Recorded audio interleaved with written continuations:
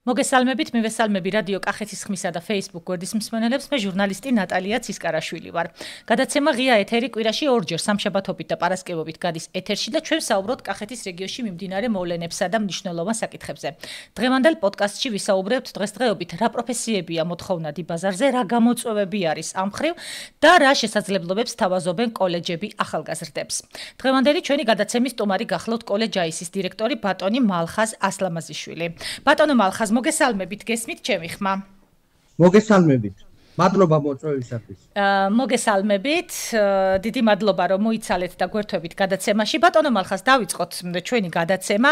რა ძირითადი გამოწვევების წინაშე დგანან ამ ეტაპისთვის ზოგადად პროფესიული კოლეჯები და ჩვენ რომ აისის მაგალითზე ვისაუბროთ. ამით დავიწყოთ და შემდეგ უკვე გავშალოთ თემა. პირველ რიგში მინდა აღვნიშნო, რომ პროფესიული განათლება დღეს ჩვენს ქვეყანაში არის განათლების ერთ-ერთი მნიშვნელოვანი ნაწილი. მიუხედავად იმისა, რომ ძალიან ბევრი რეფორმები ჩატარდა პროფესიულ განათლებაში, მაინც გვაქვს გარკვეული გამოწვევები და მე გამოვყოფდი სამ ძირითად გამოწვევას, რომელიც დღეს არა მარტო აისს, არამედ ყველა პროფესიულ კოლეჯს აქვს ჩვენი ქვეყნის მასშტაბით. პირველი ეს არის მოთხოვნა მიწოდებას შორის დისბალანსი და შრომის ბაზართან გარკვეულწილად შეუსაბამობა. არა მთლიანად, არამედ გარკვეულწილად.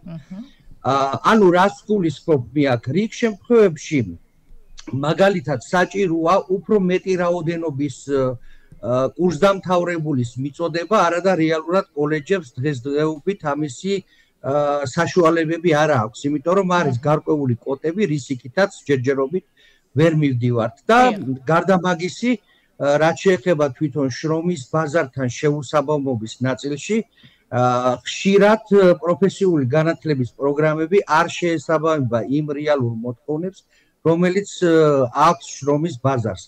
თუმცა აქაც ამ გამოწვევის გამოსწორებაც მიმდინარეობს ქვეყნის მასშტაბით.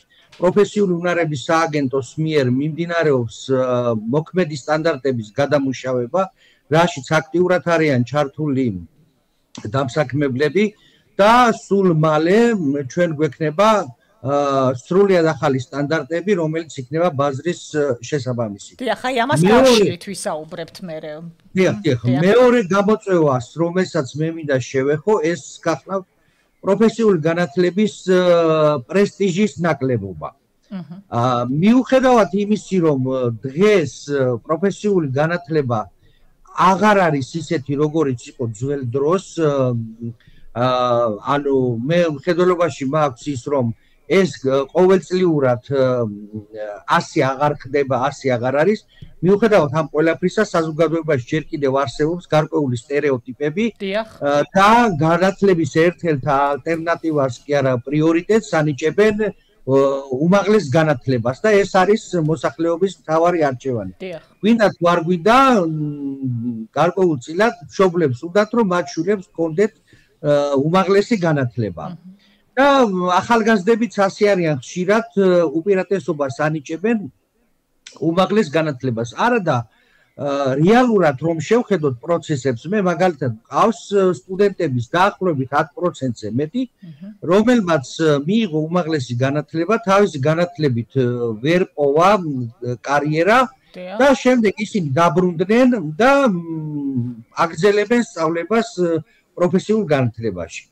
და მესამე გამოწვევა ეს გახლავთ პედაგოგიური კადრების დეფიციტი, რაც ასევე ძალიან მნიშვნელოვანია და სპეციალისტების მოზიდვის მხრივ კოლეჯებს განსაკუთრებული ძალისხმევა გვჭირდება, თუმცა აქაც სახელმწიფოს მიერ გადადგმულია უკვე გარკვეული ნაბიჯები და აქნობამდე არ არსებობდა სისტემა, რომელიც კოლეჯებისათვის პროფესიულ კადრებს მოამზადებდა, დღეს ასეთი სისტემა უკვე ინერგება და არსებობს.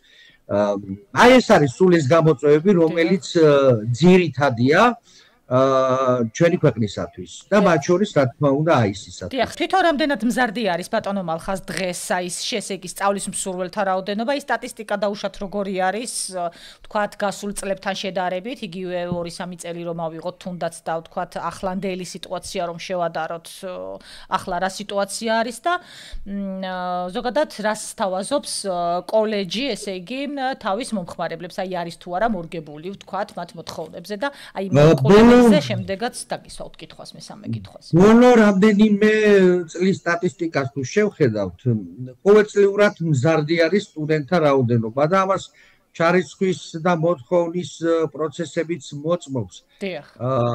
არ არსებობს, აი ჩემთან მაგალითად აისში არ არსებობს პროგრამა, რომელზედაც არ იყოს მოთხოვნა და არ არსებობს ისეთი პროგრამა, სადაც არ მქონდეს კონკურსი.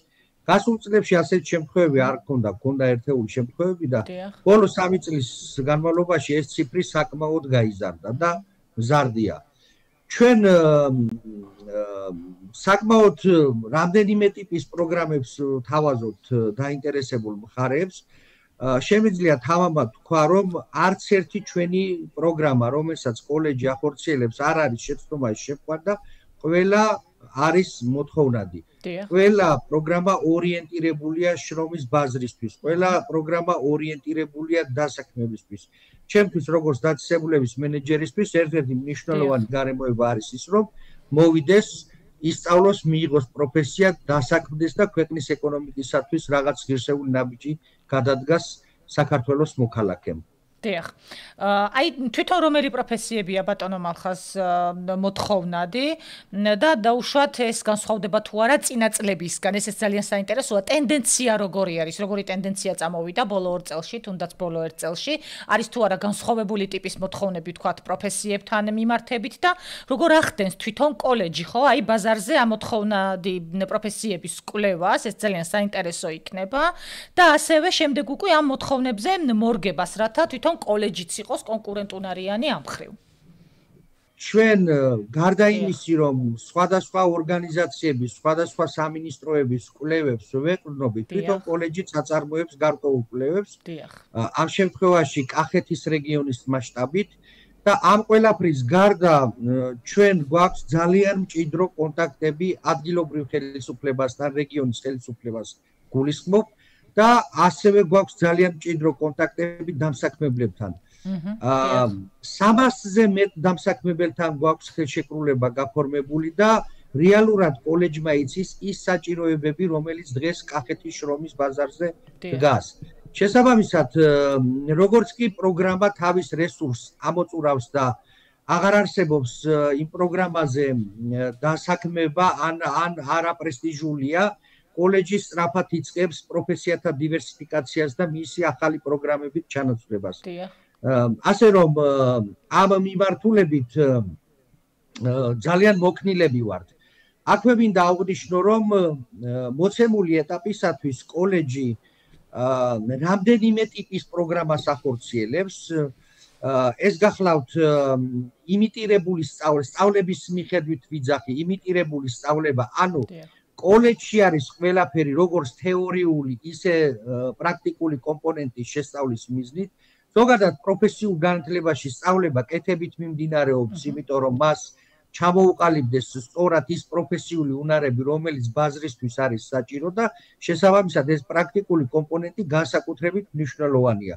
მეორე სწავლების ტიპი ეს გახლავთ კოოპერაციული სწავლება, როდესაც სწავლების რომელიმე შედეგი გარეთ არის გატანილი. მაგალითად ჯანდაცვის ერთ-ერთ პროგრამაში მედ და საექნო განათლებაში ჩვენ წელიწადნახევარი კოლეჯში სწავლობს და მეორე წელიწადნახევარში კლინიკაში მიდის და იქ აგრძელებს სწავლებას, რომ პრაქტიკული კომპონენტში უფრო დასპეციალისტდეს და გვაქვს ამავდროულად დუალური პროგრამები, ეს არის აი წმინდად ბაზარზე მორგებული სერიოზული პროგრამები, როდესაც სტუდენტს უყალიბდება ზუსტად ის უნარჩვევები, როგორც დასაქმებას სჭირდება. ანუ თეორიულ კომპონენტს გადის კოლეჯში და პრაქტიკულ კომპონენტს გადის საწარმოში თვითონ. აი ამ ყველაფერთან ერთად, ამ საკვალიფიკაციო პროგრამებთან ერთად, ანუ ჯამში გვაქვს 30-ზე მეტი საკვალიფიკაციო პროგრამა და გვაქვს ასევე მოკლევადიანი მომზადება-გადამზადების პროგრამები, რომლებიც უფრო არის მოკნილი მოქნილი აი დასაქმებული ადამიანებისათვის შეგვიძლია გრაფიკი მოულყოთ ისეთნაირად როგორც მათთვის იქნება მისაღები მოვიდა რაღაც ერთი კომპეტენცია შეიძინა და წავიდეს და შეიძლება დასაქმდეს ძირითადად კოლეჯი ახორციელებს რამდენიმე მიმართულებას კახეთი მოგეხსენებათ არის აგრარული მხარე და პირველი აი იმ სხვა პროგრამების სპექტრთან ერთად ერთ-ერთი მთავარი მიმართულება ჩვენთვის არის აგრარული მიმართულება და საკმაოდ პრესტიჟულად ითვლება აგრარული მიმართულებიდან გვაქვს ჩვენ მევენახეობა, მეღვინეობა, ვეტერინარია, მეფუტკრეობა, ხილბოსტნეულის გადამუშავება, მებაღეობა. ესენი რომელიც მე ჩამოვთვალე აგრარული მიმართულებიდან ყველა არის დასაქმებადი, ამ თვით დასაქმებადი. აი ყველა პროგრამაზე არის კონკურსი და რეალურად მართლაც ბაზარზე ორიენტირებულია. გარდა ამისი, როგორც მოგეხსენებათ, აგრარულ მიმართულებებთან ერთად კახეთში ძალიან მნიშვნელოვანია ტურიზმის სექტორის განვითარებაც და ამ მიმართულებითაც აქვს კოლეჯს გარკვეული პროგრამები, ეს არის კულინარიის ხელოვნება, სერვირება, ანუ მიმტანი, გვაქვს ასევე საინჟინრო მიმართულების პროგრამები, სავალი ნაწილის შემკეთებელი, იატაკისა და ფილის სამუშაოების შემსრულებელი, ელექტროშემდუღებელი, თმის სტილისტი, საინფორმაციო ტექნოლოგიების სპეციალისტი და ასე შემდეგ და ასე შემდეგ. მნიშვნელოვანია ასევე ის გარემოება, რომ კოლეჯი სწავლებას ახორციელებს 4 ლოკაციაზე. კაჭრეთის გარდა დედოფლისწყაროს მუნიციპალიტეტში, ლაგოდეხის მუნიციპალიტეტში და ახმეტის მუნიციპალიტეტში. აქვე მინდა აღნიშნო, რომ არა გვაქვს ჩვენაირი პროფესიების ერთი და იგივე სპექტრი. ვცდილობთ, რომ მუნიციპალიტეტებს მოვარგოთ, მუნიციპალიტეტების მოთხოვნებს მოვარგოთ თითოეული პროგრამა, რომელსაც ამ ლოკაციაზე ვახორციელებთ.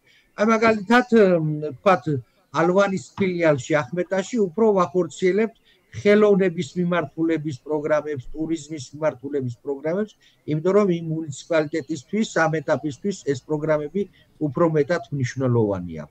დიახ, გასაგებია. და რამდენიმე წინადადებით, აი რადგან ფილიალებზეც დავიწყეთ საუბარი, აი რამდენიმე წინადადებით რომ შევეხოთ კოლეჯის თვითონ ადაპტირებას, ხომ? აი თუ არის მორგებული ყველა მომხმარებლისთვის და რა პირობებს სთავაზობს იგივე სპეციალიზირებულ მოსწავლეებს კოლეჯი. ჩვენ 2022 წელს გავიარეთ ავტორიზაცია ახალი სტანდარტების შესაბამისად და იქ ერთ-ერთი სტანდარტი არის მორგება იმ პროფესიული პროგრამების და თვითონ სწავლების მორგება ყველა ტიპის მომხმარებელზე, მათ შორის სპეცსაგანმანათლებლო საჭიროების მომხმარებელთვის და შეზღუდული შესაძლებლობის მქონე პირებისათვის. ყველანაირი პირობაა შექმნილი კოლეჯში, მათ შორის არა მარტო კაჭრეთში, არამედ ფილიალებშიც, საიმისოდ, რომ ყველა დაინტერესებული პირი მოვიდეს, მიიღოს ხარისხიანი განათლება და ამავდროულად დასაქმდეს. რა სიახლით ხდება, რა კონკრეტული სიახლით ხდება და იწყებს კოლეჯი შემდეგ სეზონს და ძალიან საინტერესო იქნება თქვენი სამომავლო გეგმების შესახებაც საუბარი უკვე ცოტა შორეულ პერსპექტივაში ვთქვათ, რას გეგმავთ, რომელიმე სხვა პროგრამის დაწყებას თუ გეგმავთ, რომელიც ვთქვათ შრომის ბაზარზე იქნება მორგებული და დღეს არ არის და აი ამასთან დაკავშირებით რომ გაგვიზიაროთ თქვენი სამომავლო გეგმებიც.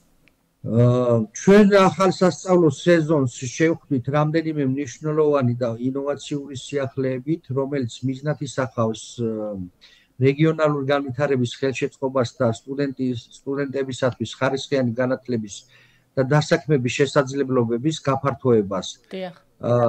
ეს სპექტრი საკმაოდ დიდია და ამავდროულად ვცდილობთ, რომ უფრო და უფრო მეტი სიახლე შევთავაზოთ ჩვენს სტუდენტებს. პირველი ეს გახლავთ ის, რომ როგორც თავში აღვნიშნე, ქვეყანაში მიმდინარეობს ახალი სტანდარტების დანერგვა და ჩვენ როგორც კი ახალი სტანდარტი მტკიცდება, სწრაფად რეაგირებთ ამ გამოწვევაზე და მაშინვე ვახდებთ ახალი სტანდარტის ადაპტირებას და მის დანერგვას. მეორე ჩემი ოცნება იყო, რომ საერთაშორისო პარტნიორები ყოლოდა კოლეჯს და ბევრი გაცვლითი პროგრამა დანერგილიყო კოლეჯში და ამას ძალიან მალე უკვე ვთები ესხმება.